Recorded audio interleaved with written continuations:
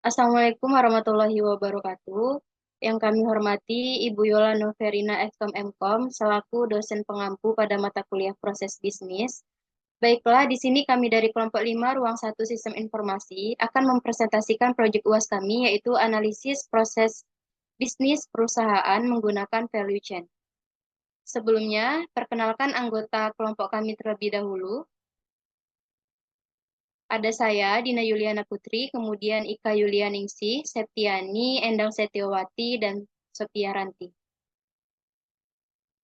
Baiklah, kemudian yang selanjutnya yaitu isi dari presentasi proyek kami, yaitu pengertian value chain, kemudian aktivitas value chain, tujuan dan fungsi, studi kasus jurnal 1, studi kasus jurnal 2, dan kesimpulan.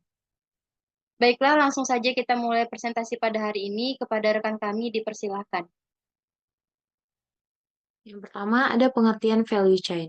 Value chain atau rantai nilai adalah konsep aktivitas bisnis dalam penciptaan produk atau layanan, mulai dari proses perancangan, proses produksi, distribusi ke konsumen, hingga pelayanan serta pemasaran. Konsep ini menekankan proses dan aktivitas yang dapat menambah nilai pada layanan atau produk. Aktivitasnya bisa terjadi dalam hanya satu perusahaan atau beberapa perusahaan yang sedang bekerja sama. Analisis rantai nilai juga strategi yang digunakan oleh perusahaan untuk memahami secara lebih baik terhadap keunggulan kompetitif yang dimiliki oleh perusahaan tersebut. Nah, ini merupakan kerangka aktivitas rantai nilai atau value chain. Terdapat dua aktivitas, yaitu primary activities dan super activities. Untuk primary activities atau aktivitas utama merupakan aktivitas yang berhubungan langsung dengan penciptaan produk, penjualan, pengiriman, pemeliharaan, dan pelayanan. Aktivitas ini terdiri dari inbound logistik, operation, outbound logistik, marketing dan sales, dan service. Sedangkan untuk super activities atau aktivitas pendukung, yaitu aktivitas yang mendukung operasional perusahaan secara keseluruhan dan berperan pada primary activities. Aktivitas ini terdiri dari procurement, human resource management, technological development, dan infrastruktur. Baiklah, di sini selanjutnya ada tujuan dan fungsi. Yang pertama, tujuan dari penerapan rantai nilai adalah untuk meningkatkan keuntungan perusahaan dengan meminimalisir biaya produksi. Fungsinya bagi produk adalah untuk meningkatkan value dan pemanfaatan yang akan perusahaan produksi. Selain itu, fungsi lainnya antara lain memudahkan perusahaan untuk penelitian dan pengembangan terhadap produk mereka, membantu merancang produk sehingga produk berkualitas dan proses pemasaran yang lancar, membantu perusahaan dalam proses produksi terutama terkait efisiensi biaya dan jumlah produk, dan yang terakhir dapat meningkatkan peluang pasar dan proses penjualan produk.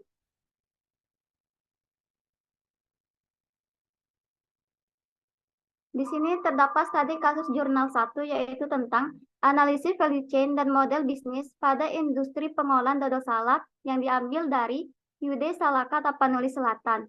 Yang pertama terdapat value chain sistem pengolahan salak yaitu pemetaan pelaku dalam value chain sistem pengolahan salak yaitu pemeta rantai nilai yang digunakan untuk mengetahui proses pengolahan dodol salak secara umum yang masing-masing pelaku memiliki aktivitas yang berbeda-beda.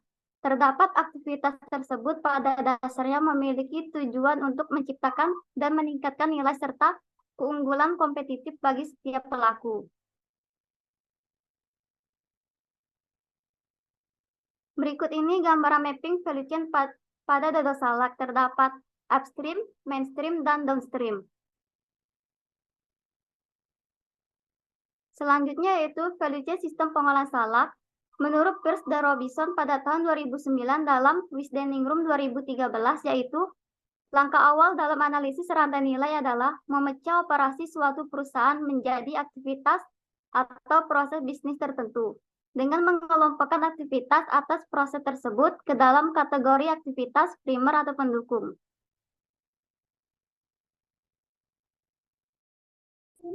Ini adalah gambar dari struktur value chain sistem pengolahan dodol salak. Aktivitas utama pada analisis value chain dan model bisnis pada industri pengolahan dodol salak, studi kasus UD Salaka, Tapanuli Selatan. Logistik dalam pemerintah daerah telah memberikan penyuluhan terhadap petani salak untuk meningkatkan potensi produk olahan salak, namun jumlahnya masih terbatas dan belum merata ke semua petani salak. Pada tahap operasi ada beberapa perlakuan yang diberikan untuk menjadikan produk olahan salak. Logistik keluar dari hasil pengolahan dodol salak selama 1 hari, maka dilakukan penyimpanan untuk stok dan didistribusikan ke beberapa reseller serta toko yang ada untuk dijual kepada konsumen, serta pemasaran dan penjualan.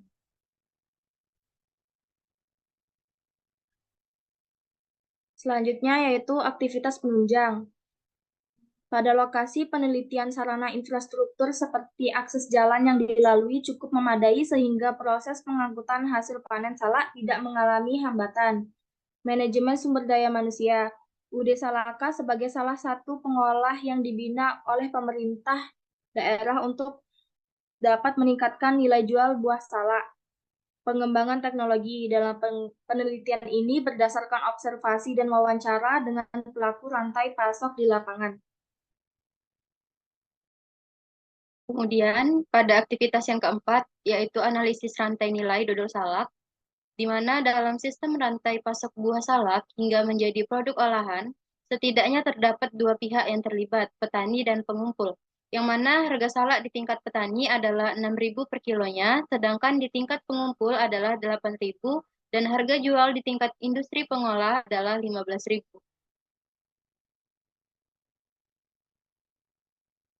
Kesimpulan dari studi kasus jurnal 1 ini yaitu berdasarkan analisis value chain dan model bisnis kanvas dari segi pelayanan perusahaan dapat memanfaatkan kebun salak sebagai nilai tambah pelayanan kepada konsumen, memberikan penyuluhan secara berkala kepada petani salak agar lebih mengenal inovasi dan hasil pertanian mereka akan meningkat.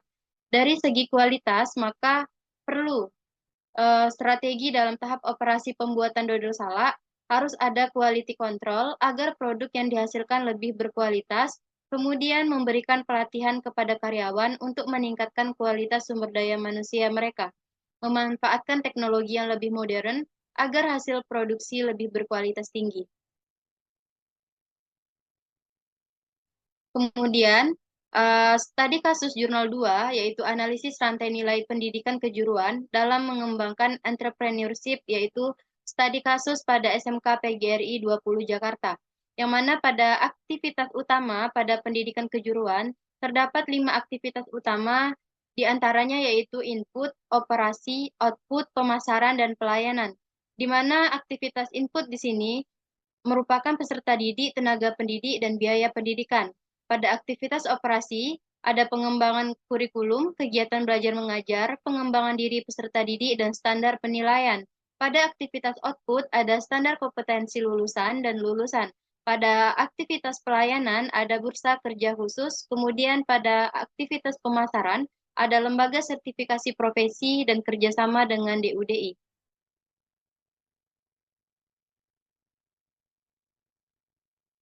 Kemudian aktivitas yang selanjutnya yaitu aktivitas pendukung pada pendidikan kejuruan.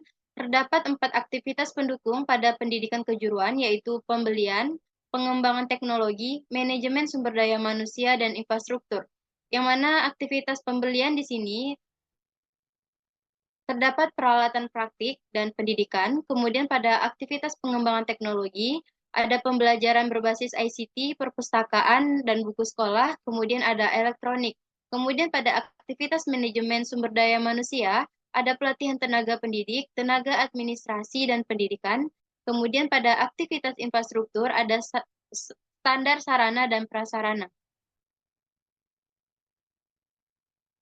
Selanjutnya ada serangkaian kinerja aktivitas rantai pendidikan kejuruan di SMK PGRI 20 Jakarta.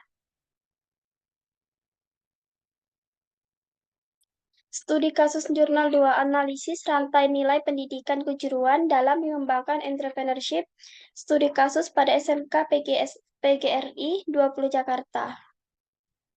Hasil penelitian menunjukkan aktivitas rantai nilai pendidikan kejuruan yang memiliki kinerja paling berpengaruh terhadap pengembangan entrepreneur adalah aktivitas operasi dan aktivitas pemasaran. Hal ini dikarenakan aktivitas operasi yang terdiri pengembangan kurikulum, kegiatan belajar mengajar, pengembangan diri peserta didik, dan standar penilaian merupakan aktivitas yang bersentuhan langsung dalam membentuk dan mengembangkan jiwa entrepreneurship kepada peserta didik. Kesimpulan studi kasus jurnal 2. Kinerja aktivitas rantai nilai dalam mengembangkan entrepreneurship menunjukkan bahwa aktivitas operasi dan aktivitas pemasaran memiliki dampak yang sangat signifikan dalam menumbuhkan entrepreneurship.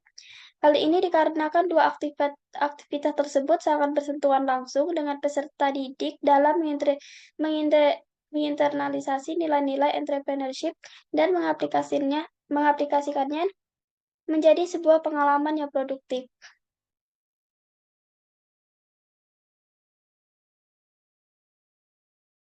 Baiklah, demikian presentasi dari kelompok kami. Kurang dan lebihnya kami mohon maaf yang sebesar-besarnya. Saya akhiri. Wassalamualaikum warahmatullahi wabarakatuh.